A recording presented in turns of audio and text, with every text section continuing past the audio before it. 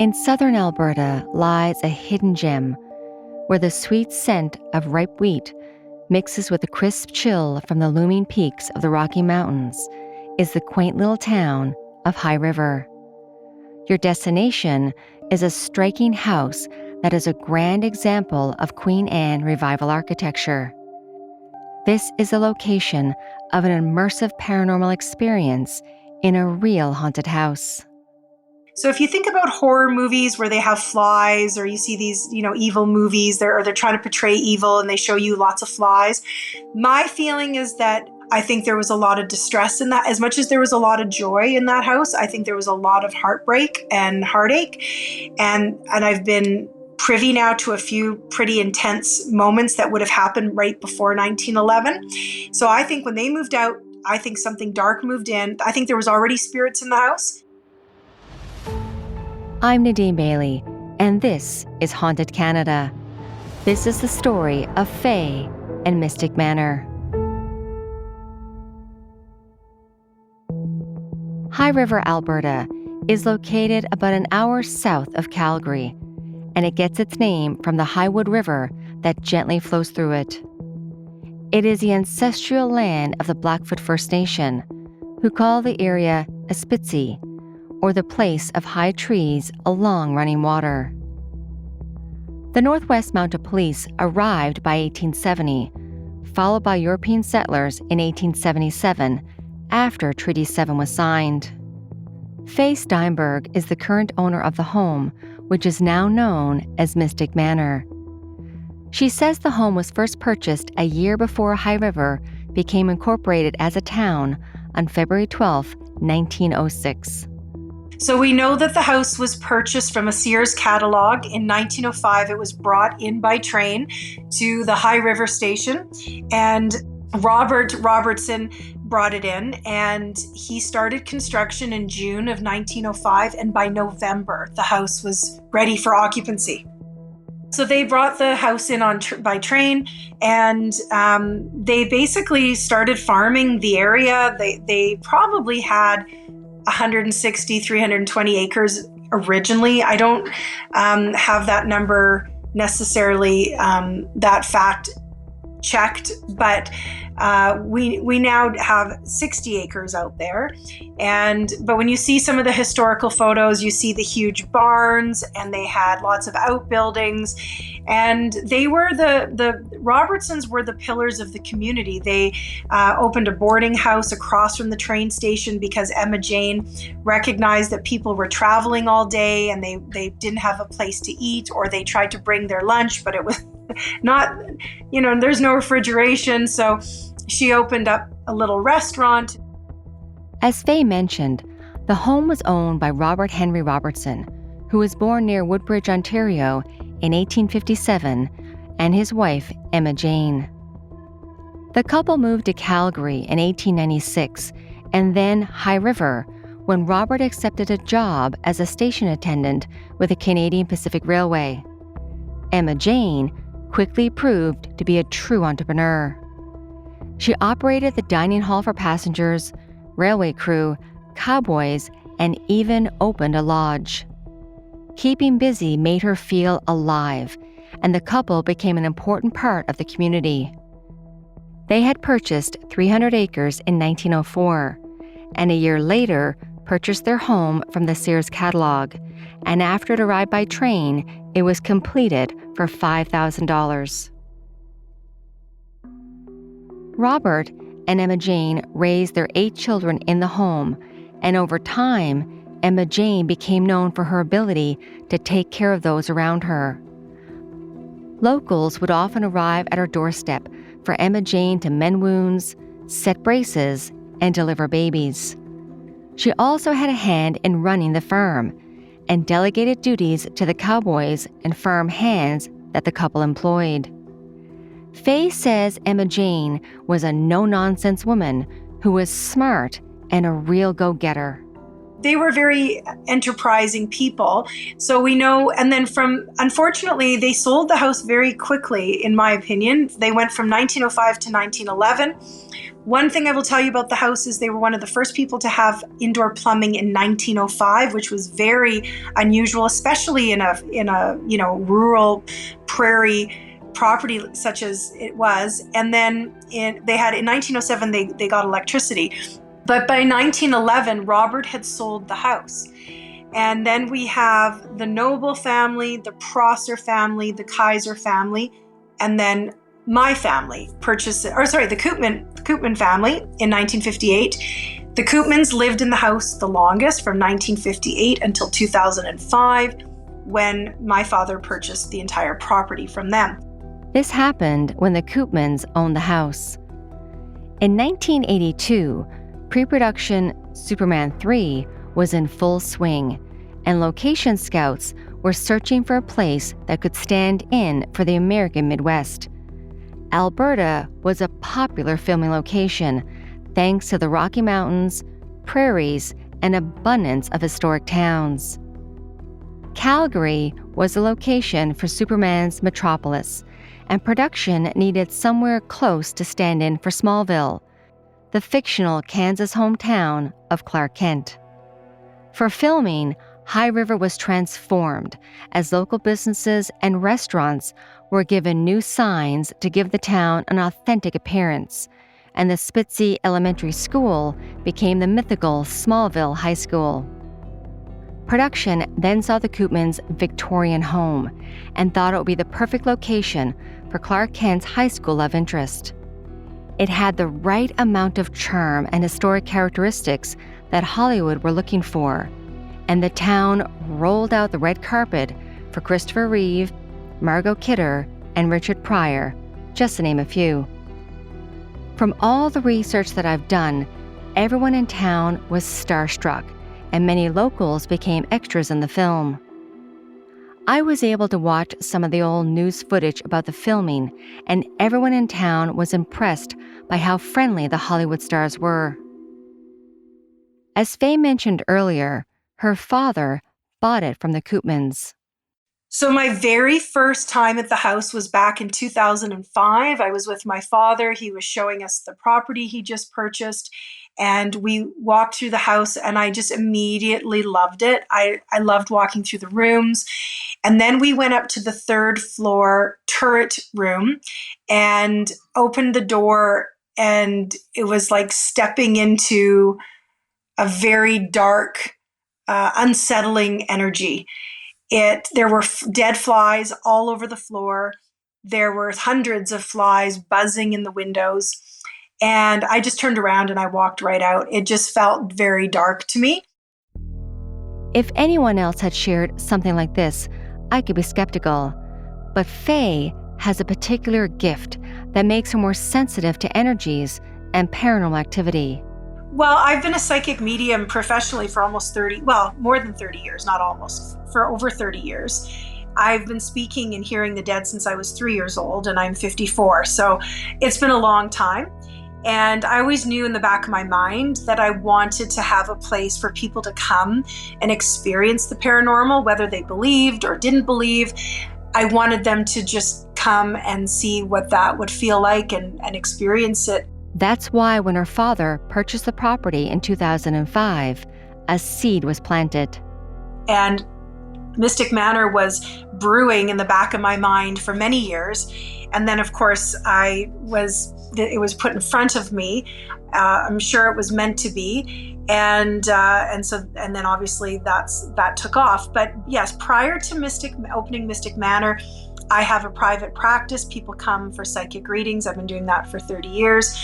I work with law enforcement when I'm called upon and needed. Yeah, my world is a little different than the average person's. I've literally been in places where I'm sitting next to a person getting my hair done, and the woman sitting in the chair next to me don't know this person at all. And one of my spirit guides in this particular case said to me, "Hey, you need to tell her she's in danger." And it's like, oh, great. I have to tell a complete stranger that They're just gonna think I'm crazy. I guess I'm old enough now. I don't care what people think about me, but thankfully I don't, because she was in danger and was able to warn her, and she wasn't completely blindsided. She knew the source of that danger, and so because of what I said to her, was able to make other arrangements for her safety, and that's happened more than once. So my gift really is a part of me. It's sort of like breathing.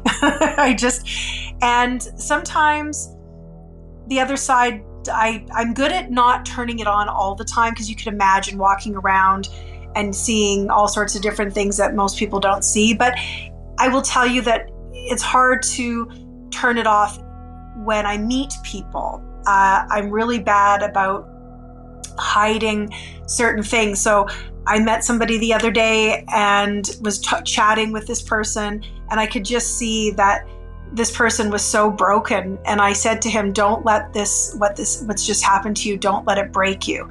And he, of course, looked at me with a little bit of shock, and because I'm a complete stranger, and then understood. There's a moment of connection.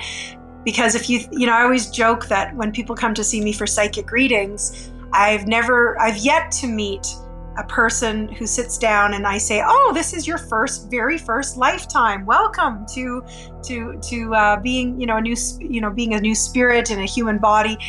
Most people have had a minimum of 5 to 100 past lives. If you believe in all that, well, even if you don't believe in that, for me, that's my reality. Faye's family rented out the home until 2022. That's when Faye and her siblings stepped into the family business. At that time, one of their staff had told them about a family living in the house. They said that there was no heat in some of the rooms, along with some other issues, and they weren't sure if they would keep renting out the home. Because of that, Faye went to check out the home. And after seeing that the windows had been smashed, the house needed a new boiler and roof, and that the backside of the house needed to be lifted, she made arrangements for the tenants to move out so renovations could take place. That's when she said a voice said to her that this is where Mystic Manor should be. I love everything to do with haunted, paranormal, spirits, ghosts. So if I had no ability in this lifetime to be able to psychically see, I still would be that person that would be so into Halloween and into, all that good, fun, paranormal things. So you combine my love of that with the fact that I do speak and hear the dead. And it was a beautiful sort of collaboration of the two, I guess, in that I brought them together. And then, of course, when I had an opportunity to see the house and I heard the voice say, this is where Mystic Manor is going to go. This is it. You found your spot. And the rest really unfolded from there. And the house would tell me when it didn't like certain things. Was it the house? Was it the spirits? It was both. One of the loudest voices was that of the first owner, Emma Jane Robertson.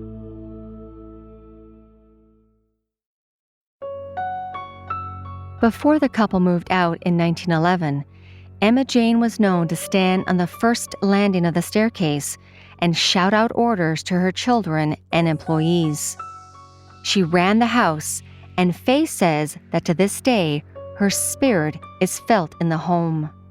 She likes to make her presence known with a lot of movement, I would say. Cold spots is probably her signature move. We will often come out of one room, and there's this one spot in the house that she, in life, loved to stand on the landing at the front of the house. And even her great-grandchildren, when I told them that the first time I actually saw her in spirit form, obviously, that's where she was. And they said, oh, we're not surprised at all, because stories had been passed down that when the house was abuzz with activity and ranch hands walking through, and the staff and the children, they had 8 children, that she'd love standing on that landing and barking orders at people. So that is probably her favorite spot to this day. And when people go up the stairs, we get a lot of people experiencing the cold spot. So she likes to do that. Every once in a while, I get a person on a tour who she really does not like. And I find that she stands behind them and glares at them, just glares at them. And I'll notice, like, I don't always say something to a guest right away that, oh, by the way, you have a spirit standing right behind you. But I'll just kind of notice, and they'll kind of move their hair like something brushed against their hair. I don't know if they know that they're even doing it consciously, but so she likes to do that. And she really does move around the house quite a bit. She likes going on the tours, and she's very much the custodian of the house. So when we do a little mini seance, it's very short during the tour. And I'm very thankful to her because sometimes it turns dark, and I always feel like she's in the room and is sort of guardian of it turning really bad with bad consequences.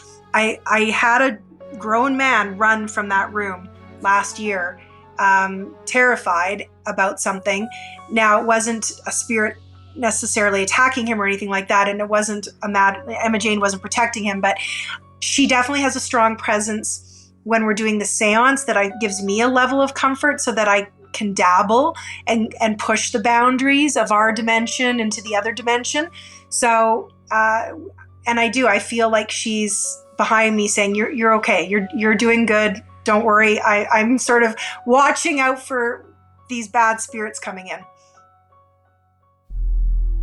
Skeptical visitors have visited Mystic Manor, and after experiencing paranormal activity, they've asked if it was Faye or a ghost giving the house an antiseptic scent in one of the rooms.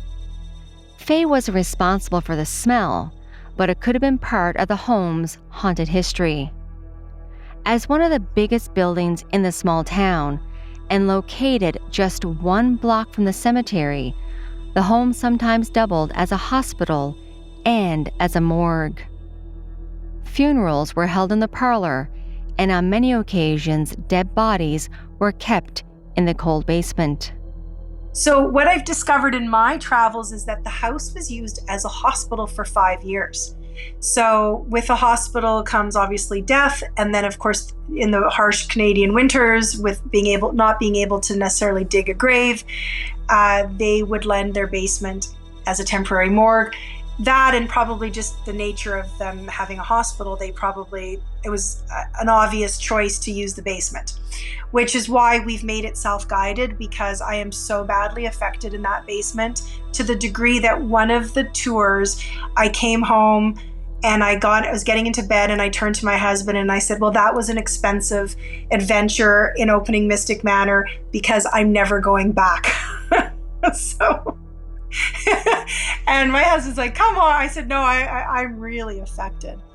And then thankfully our son's going to school in California, and we went and did the tour at the Winchester house, and yeah, they have a basement experience and it's self-guided. And I said to my husband, oh my God, this is brilliant.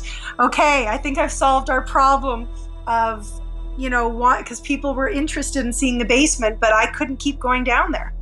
Especially something changes in that basement the second the sun goes down.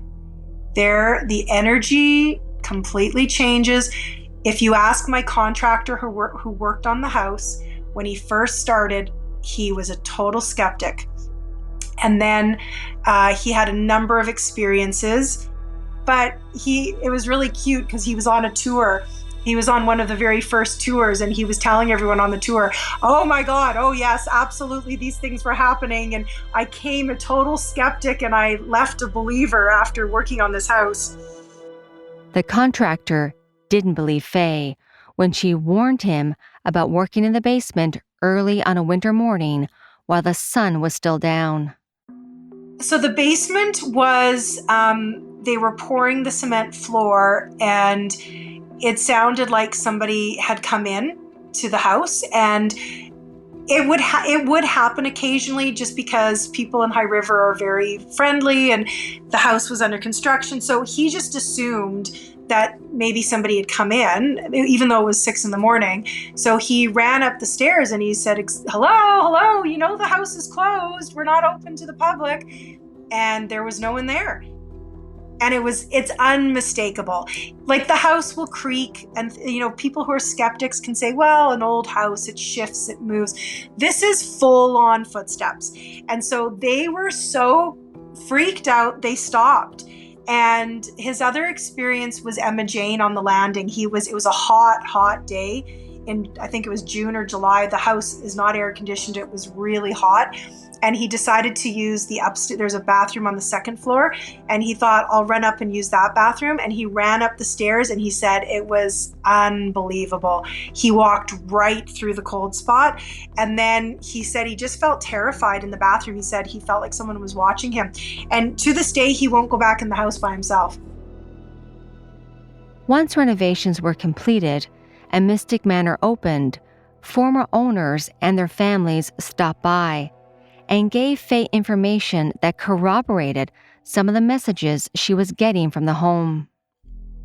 So just to give you a little history, Mr. Koopman, who brought his growing children and his growing grandchildren with him to the house, when he lived in the house, he was a teenager, and he's now 81 years old. So he brings his whole family with him. And so one of his grandchildren said to him, hey, Grandpa, was the house haunted when you lived in it? And he said, oh, no. And then he proceeded to tell us a whole bunch of things that were definitely paranormal that happened, and they were all making fun of him. They're like, Grandpa, the house was haunted. Oh, my God. And he said, well, I don't know. Anyway, but then one of them said, so, Faye, what do you think of the fly room? And I said, I know exactly what room you're talking about. I said, you're talking about the 3rd floor turret room. And they said, yep. And I said, that's crazy. Are you telling me there were flies in the house when you lived here? And he said, yep. And he said, do you know when your grandparents buy a big, huge old mansion, you're a kid and you want to go exploring? He said, we wanted to explore every room except the 3rd, that turreted room. And he said, yeah, the flies were really bad. And anyway, he said none of them wanted to ever go into that room. Anyway, so then fast forward a couple months later, and the great-grandchildren of the Robertsons come and visit us. And the great-granddaughter walks through the door and she says, oh, this was great-grandmother's favorite room. And I said, favorite room? Wait a minute. I said, Emma Jane's been talking to me a lot, and she never mentioned about this room being her favorite. And I said to Emma Jane, why didn't you say anything? And she didn't answer that question, which I should probably go back and ask her why, because she never did answer it. But what she did say to me is, well, I want it to look like basically how she was integrating into society and into the house. And that's a weird way to say that, is that basically in today's day, I am convinced that she would have been a doctor. She fancied herself as a nursemaid, and I think she had books on medicine and potions and lotions and all sorts of things like that. And so she kept describing to me these shelves where she wanted some of her potions and her books, medical books. And so I said to Emma Jane, I said, listen, I don't know what I can throw together because I don't have, all those things, but I have a few little things, and we'll try to make it look like what you want it to feel like for you. And so we set everything up. The room was basically empty before that. And unfortunately, because of the flies being so bad, I would have to vacuum in between tours so that people could actually hear us. That's how loud the flies were. And it didn't matter if it was June or November or December, it didn't matter what time of year, the flies were always present. So we put in all these things that I think Emma Jane would be happy with. And I go the next day to vacuum before the tour, and I walk into the room and there's not a single fly, nothing. Faye believes that by listening to Emma Jane from beyond the grave, she was able to shift the energy of the room. My feeling is that when Emma Jane moved out in 1911, something dark moved in. When the Robertsons sold the family home in 1911, they moved to Oregon with 3 of their young children, while the older ones remained in Alberta. Emma Jane was devastated to leave her home and family and the place where her son Albert, who everyone called Bertie, died at age 22 of tuberculosis. He was buried in the cemetery just a block away. I think there was a lot of distress in that. As much as there was a lot of joy in that house, I think there was a lot of heartbreak and heartache. And I've been privy now to a few pretty intense moments that would have happened right before 1911. So I think when they moved out, I think something dark moved in. I think there was already spirits in the house. And I think in that particular room, we have something very dark. And I think it wasn't until I was able to bring Emma Jane's vision into that room that we were able to move sort of that darker energy out of that room. Now, funny enough, one of the things that I put in there to appease her is some candelabras that have these crystals. And that very first tour that we gave after we had put all these things in place, I was hoping people were paying attention to something else that I was demonstrating in the room, and instead they're all looking over to the side. And I stopped what I was talking about and doing, and I said, "What is everyone looking at?" And they said, "Faye, look at the crystals on the candelabra." And I look, and they're just going nuts, just swinging back and forth like crazy. And it's only happened a handful of times now where the crystals go really crazy, but that really dark energy, the good thing is I think it's moved out. We definitely have a strong presence in there. People are now getting touched and their hair pulled, which they tend to get in other rooms anyway, so I'm not too distressed by that. Faye has set up the rooms at Mystic Manor as the house told her. What we've done on the inside is we've tried to retain the feeling of the house. It's got a little bit of a more darker tone to it. Of course, it's dark 24/7 because we run tours at 1 p.m. People want it to be spooky, but the house is really on display for everyone to experience. We've tried to do a decor that embraces what it may have looked like a little bit back then, but also give it a little bit of a macabre feeling. And each room has a different story to tell. Each room, we're getting different smells and like scents. We're getting cigarette smoke now in one room, and then I happened to find out that somebody was a very heavy smoker in the 50s and then died of lung cancer. So the house told me, and the spirits, oh, this room needs to be the doll room because this was Lillian's room. And the doll room is interesting. The very, very first time I ever stepped foot in that room, I heard, "This is Lily's room and she loves dolls." And so I turned to my husband, I said, "Okay, yeah, this is going to be the doll room." He just said, "Okay." And then we had the great-grandchildren of the Robertsons come and visit us. And the great-grandson, he kind of became a bit emotional. And he said, "Faye, how did you know this was Aunt Lillian's room?" And I went, Lillian, of course. I hadn't connected the dots. And I said, "They would have called her Lily, right?" He said, "Yeah, that was her nickname."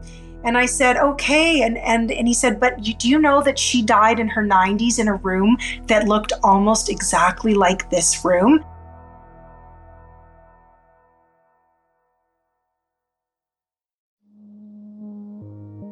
The parlor room that once displayed caskets is now decorated with purple drapes, antique furniture, and a chandelier. There's a medical room inspired by the home once being a hospital, and it is often described as feeling heavy and oppressive.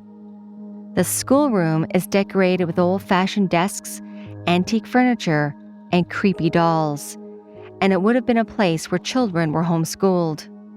Today, it's the strange occurrences that leaves visitors feeling uneasy. The round room, with its unique design, often leaves visitors feeling disoriented and nauseous. And the crystal room, which Faye mentioned earlier, leaves visitors feeling like there's someone watching.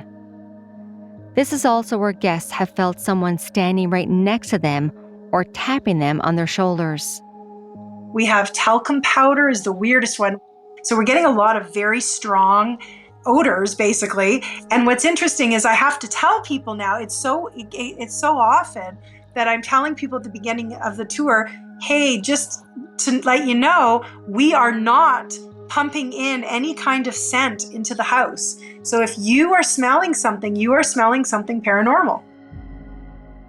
Faye knows the house is haunted, and as she was adding the final touches, she made sure to decorate Mystic Manor with items that come with their own spooky history. The house itself is haunted. You've got all the spirits in the house that are roaming the halls. Then you've got all these haunted objects.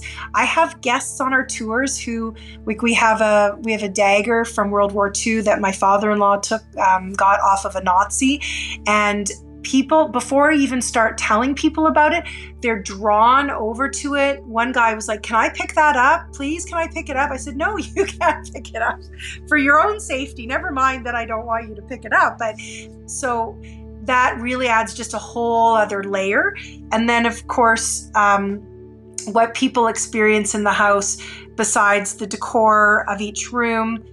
Besides Emma Jane, visitors today can be assured that they will probably encounter dozens of other spirits that frequent the home.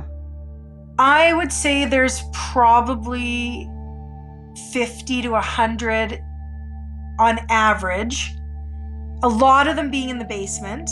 And then because of our proximity to the Highwood Cemetery, we get a lot of wandering spirits, especially up on the 3rd floor, because if you can really, it really overlooks the cemetery, and we get a lot of wandering spirits coming in and out. So I would say we have probably 5 of our main resident ghosts there are spirits that are just there all the time.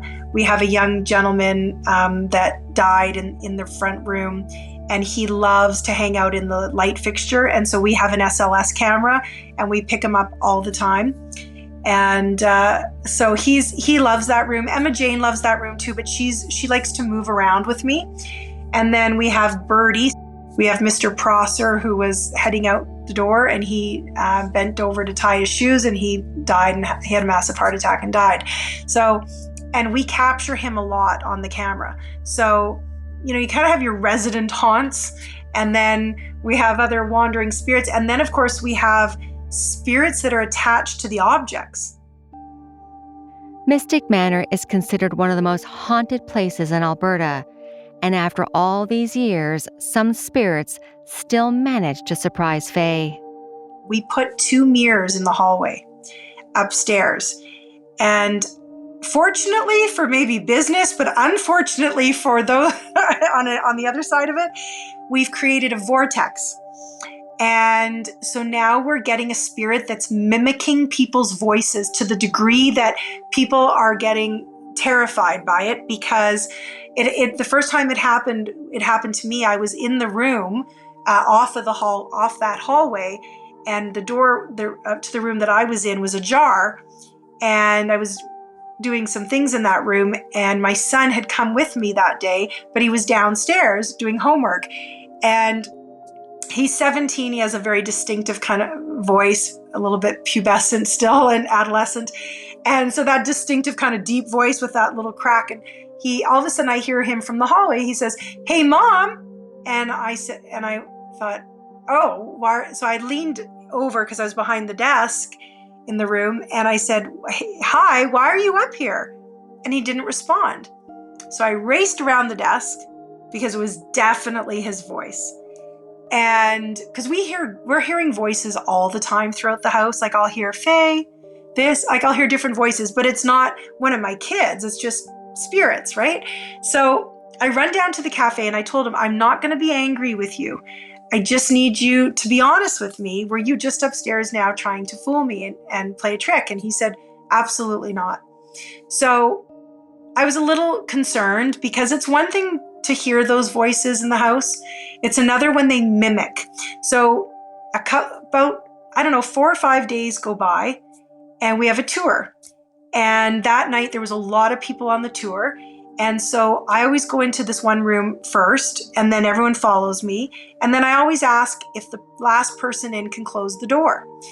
And so I said to this one gentleman, could you close the door? It'll just give us a little bit more room. And he said, no, my wife is out in the hallway. And meanwhile, his wife is standing right in front of me at the front of the room. And she says, I'm right here. And he threw up his arms. He went, oh my God. He said, you just said something to me a second ago. He said, there's no way. He said, I just heard you from the hallway.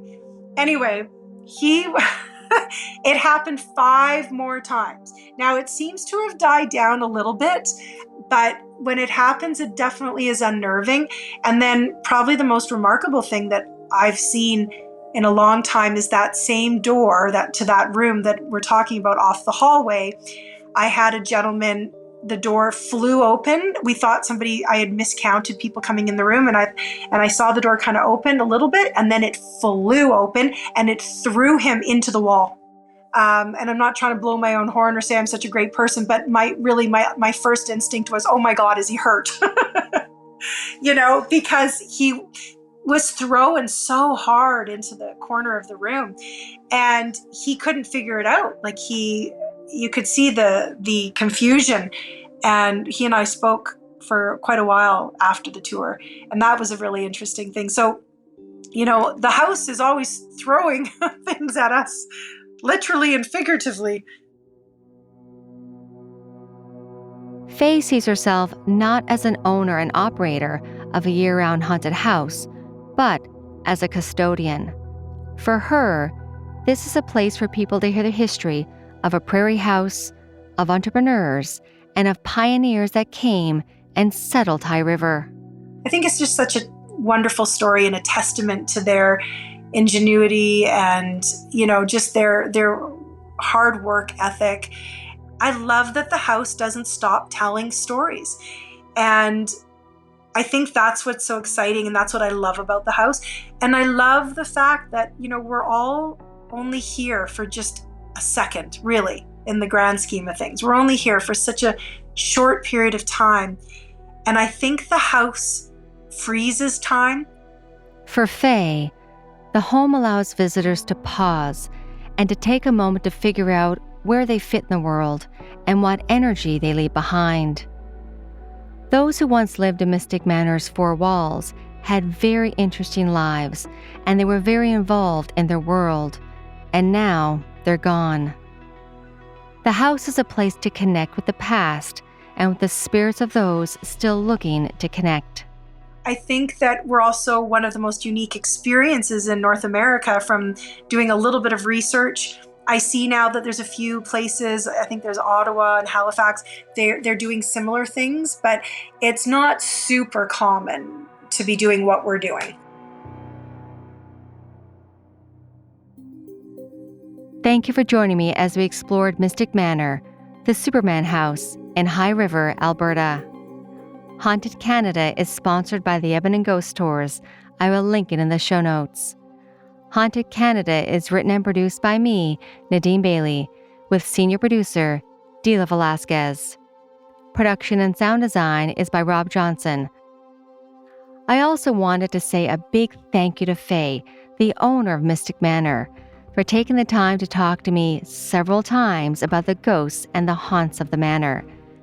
There was a few times when we tried to talk, and we're pretty sure that the spirits didn't want us to connect, as computers suddenly would not work or went dead, audio equipment that was fully charged didn't work anymore, and one day when I was sending her an email to invite her to the chat, several books that had been on my kitchen table for a few days suddenly flew across the kitchen, landing on the floor. It was pretty scary, but as Faye says, things like this seem to happen to her all the time. So again, thank you, Faye. And if you're looking to get more information about Mystic Manor or visit to partake in a ghost tour, visit mysticmanor.ca. If you would like to support this podcast, please follow and share. And if you can give us a like and a 5-star written review, that is always appreciated. Also, you can follow me on our different social media platforms, including TikTok and my YouTube channel, Haunted Canada. If you have a ghost story haunting a true crime that you would like for me to cover on this podcast, please email me through the website hauntedcanada.com. Thank you from all of us at Haunted Canada and Curious Cast. Have a good night, everyone, and stay haunted.